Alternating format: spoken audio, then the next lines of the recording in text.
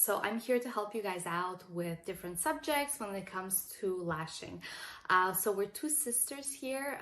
My name is Galina and there's also Jana, and we're often giving you guys really helpful content, hopefully, and helping you guys out as much as we possibly can.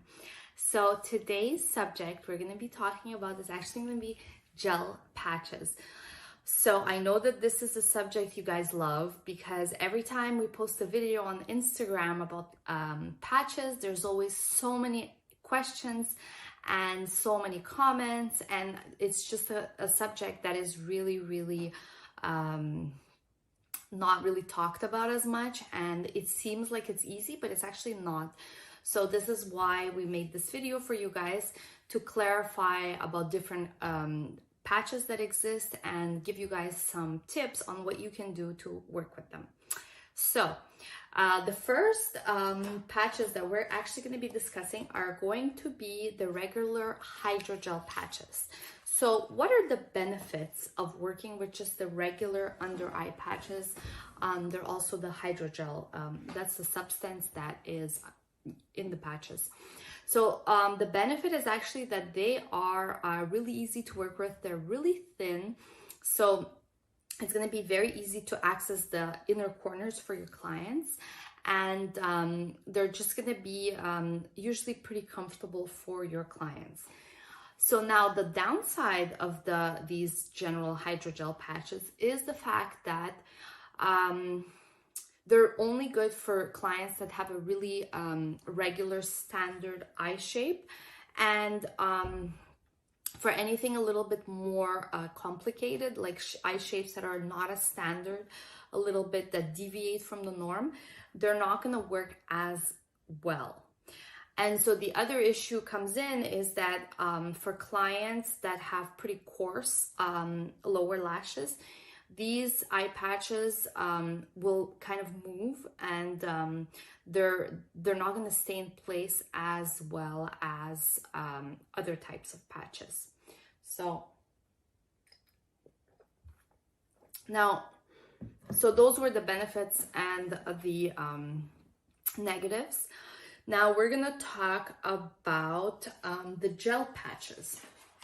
So these gel patches, they're actually the really good aspect about them is that you can actually work with clients that have fairly thick under lashes, and in terms of the shape, they're very versatile as well, but they are not going to be as comfortable necessarily for the client as the hydrogel patches. So what you're going to need to do is adjust them slightly.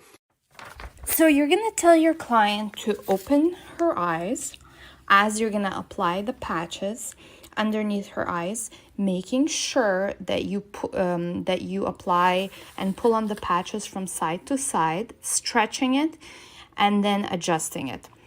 You can readjust the patch by moving it to the side. Make sure there's no upper lashes underneath the patches and remove them if need be. And then you can just gently hold the inner corner of the patches and then readjust them lightly.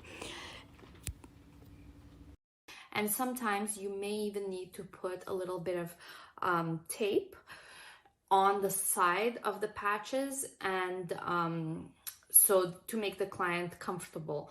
So this is really something that you need to keep in mind. But for clients that have very unruly lower lashes, where you have to reapply the patches every 15 to 20 minutes, you should definitely think about trying the gel patches, and that should definitely help you out.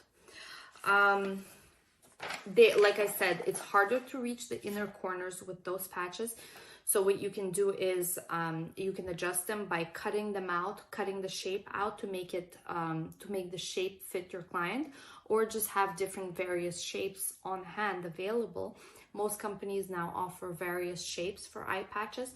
So all you need to do is have various shapes on hand, and then once your client comes in, you easily just pick the shape that works for their particular eye shape. So now we're gonna talk about the biggest mistake. So let's go back. So now the last eye patches that we're going to talk about are actually these micro foam under eye patches. So what's really cool about these is the fact that they are made of micro foam.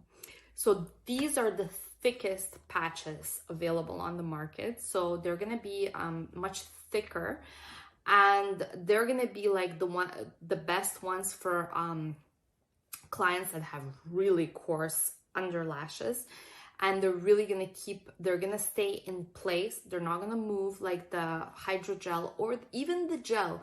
These are like the strongest ones available. Like these patches are not to be used on each and single client that you guys are going to have. These patches are to be kept on hand for let's say 10 to 15% of clients that you have. They're not for everyone because they're going to be much stronger. They're not going to move at all.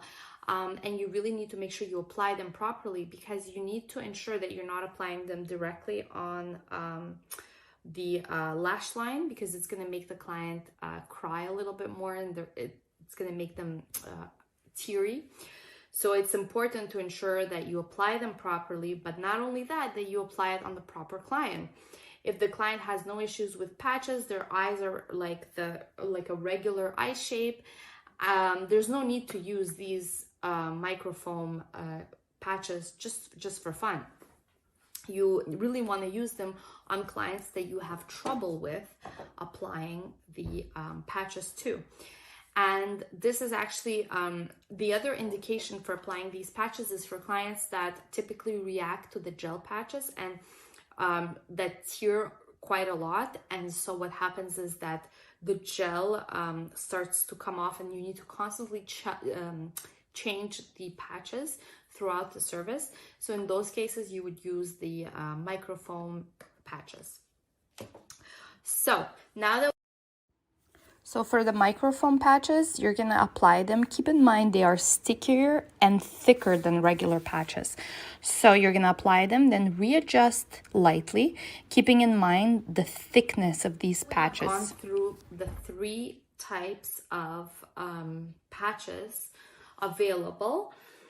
Let's talk about the mistakes that you guys can make as lash artists, beginner or even advanced mistakes. It doesn't really necessarily matter where you are in your career, but the mistakes can be first of all, one of the biggest mistakes would be putting the patches too high so that they touch the conjunctiva. I'm not sure if I'm saying it correctly, the conjunctiva. So you still need to be able to see the growth of the client's lashes. You want to make sure that you're not putting the patches too high. But similarly, you also want to make sure that you're not putting the patches too low, because if you're putting them too low, you're going to have the issue of lower lashes popping out, and you need to constantly readjust the patches to avoid gluing the upper lashes to the lower lashes. So you really want them very well isolated, the lower lashes, obviously I'm talking about. So that's one of the biggest mistakes. You really want to make sure that your patch is not too high on the conjunctiva. So the other mistake is to apply the patches in the beginning of the service and then think that that's it, your job is done with the patches, you can forget all about it.